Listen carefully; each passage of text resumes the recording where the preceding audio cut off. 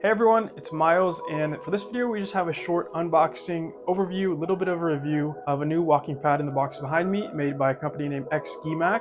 It has a lot of cool features, it's priced really competitively, and I'll also compare it a little bit to the best-selling walking pad on Amazon, that is the Sperax WalkingPad you see on the wall there. Quick disclaimer, the company did send me this treadmill for free to review.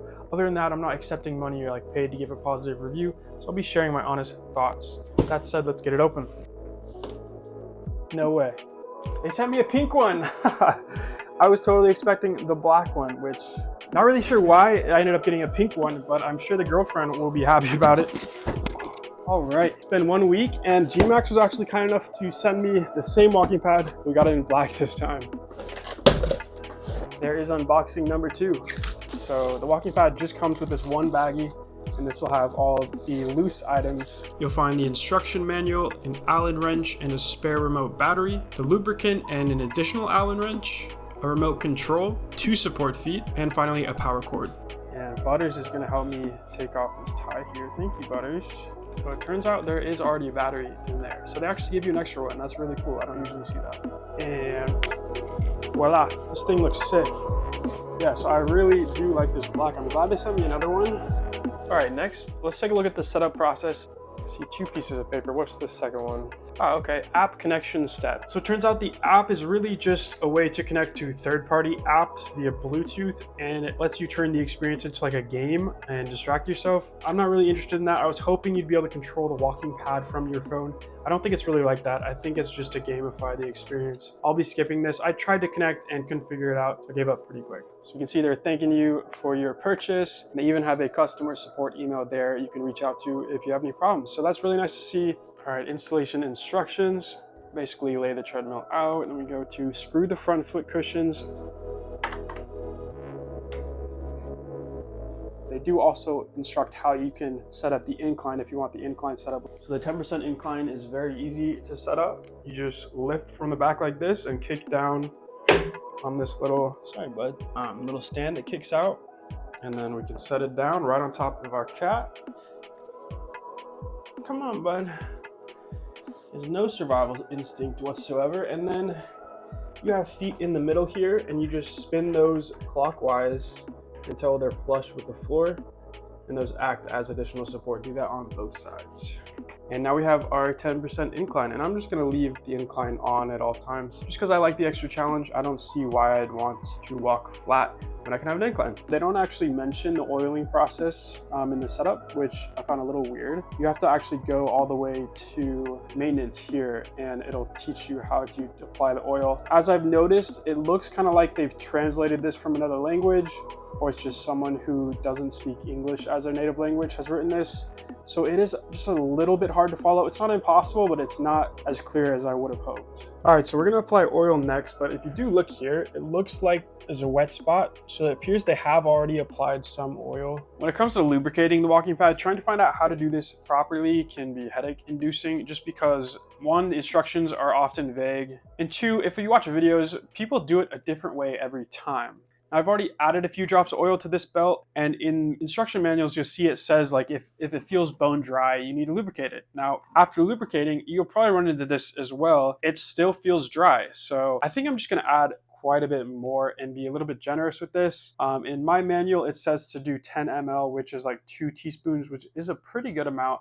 So I'm gonna do somewhere around that, and I'll show you how I'm gonna do it now. So make sure it's off, and then I'm gonna tip it sideways. And then from here, you could loosen the belt. I'm not gonna bother doing that. And I'm just gonna start from here and run some lube down all the way to about here. So give yourself like half a foot from the top and bottom. And I'm just gonna stick the bottle in, then just start squeezing it out. So I'm just gonna do a good streak there. I just did 2. And now I'm gonna flip it over and do the same on the other side, actually. Once again, you for sure aren't going to see it this time, but I mean, it's pretty straightforward. Just stick it in there and run a line down and squeeze. So I did 2 lines on both sides. And now from here, all we'll have to do is run this at a lower speed and just walk on it for like 5 minutes, apply some pressure, and it should spread out evenly over the 5 minutes. This should last us anywhere from 3 to 6 months. All right, so the lube was just applied. It's on the slowest speed right now. I'll go ahead and turn it up to, I think, 1.0. and I'll give it 5 minutes. So I just walked on it for 5 minutes. Curious to see if you can actually feel that oil now. I feel it, it's very subtle. I don't think you should expect to have like, your fingers dripping or something. You feel the oil, it's very subtle, just a little bit of lubrication. That seems normal to me. Okay, so it's been a few days now and I've used the walking pad quite a bit, so I think I can give you a better general review. So this is my first time seriously using a walking pad, and I want to say that, one, they're not a gimmick. This really does work. It's not too small. I'm pretty comfortable on it. It was intuitive. I even feel comfortable without having any kind of hand support. Even used it quite a bit with my standing desk, and I found you can definitely be productive, use the keyboard and mouse just fine. The only real downside is there's a slight like head bob, your head's not going to be steady, but it was never an issue. It's just something you have to get used to. So I just wanted to get that out of the way. It is practical, it's legit, I understand the hype. Just for a laugh, I even tried playing a multiplayer shooter game on the computer, and I actually did pretty good, although it's definitely not practical, and the head bob is like really distracting, and I think you could even get motion sickness if you're trying to play games, so I wouldn't use it for games.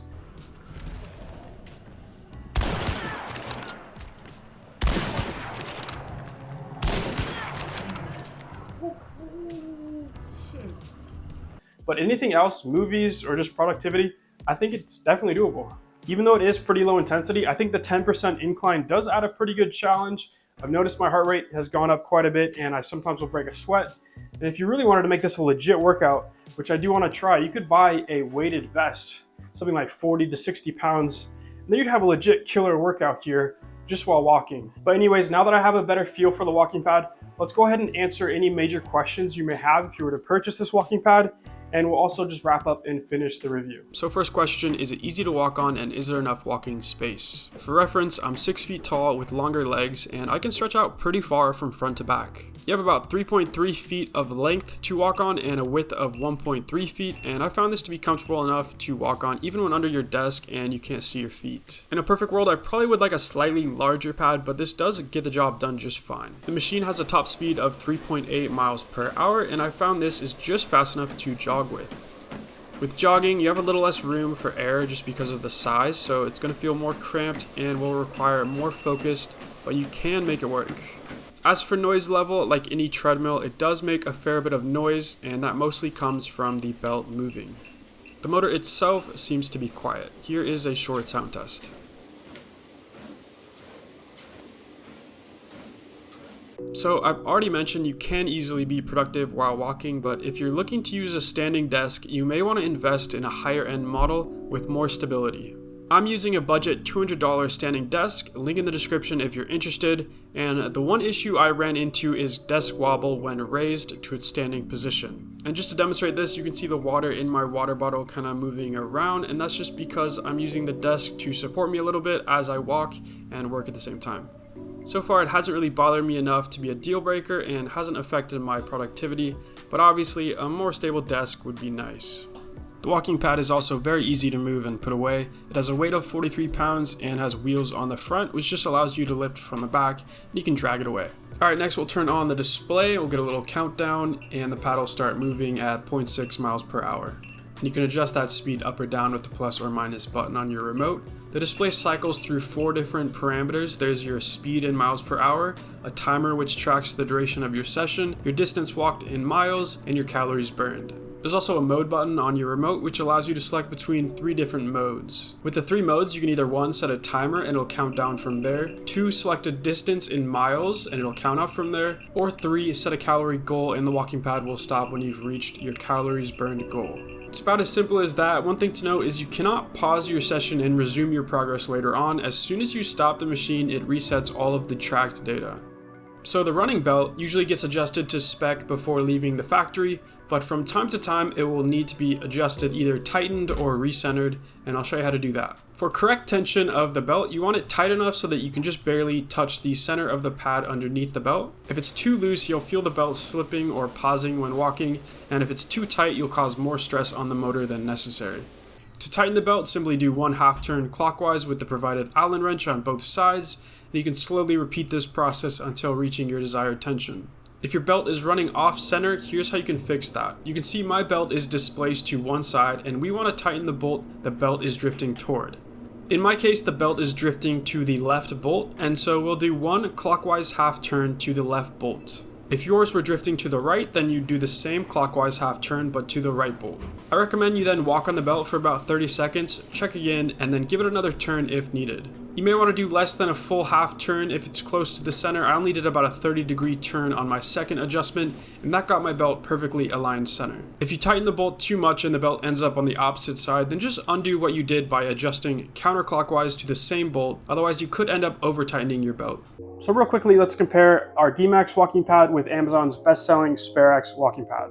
In a lot of ways, these products are very similar. They'll get the job done. I don't think you'd be disappointed with either. The absolute biggest difference, at least for me, is Geemax's 10% incline, which you can enable as easy as that. And that alone honestly wins me over. But in terms of width, length, they're virtually the same. They have roughly the same weight capacity. They both get up to 3.8 miles per hour. They both have great reviews and solid build quality. Another difference to note is the displays. The Geemax has kind of upgraded the display. It's a lot larger, just looks better. You can see the Sperax over here is a bit dated, it's smaller. And I think that just the design in general and the stripes, I don't like it as much as the simple, clean, more modern Geemax walking pad. And generally, they're about the same price, although I do have a deal for you. I have a 20% discount code you can use on Amazon, so click my link in the description and apply this discount code. You can get 20% off. It'll be quite a bit cheaper than the Sperax walking pad, which makes this, in my opinion, an incredible deal. All right, well, that about wraps up the video. If you guys enjoyed this or at least found it informative, consider using my product link down in the description to support me. I don't get paid by any of these companies. Your support is purely how I make a living. So consider doing that, and also maybe subscribe. I plan to make a lot more different cool reviews of products that anyone could find interesting or use in their everyday life. So if you like the videos, definitely stick around and I'd love to see you again. Also, don't forget, I have another video in the works on how a walking pad can benefit your day-to-day life and your health. My name is Miles, and I'll see you guys in the next one.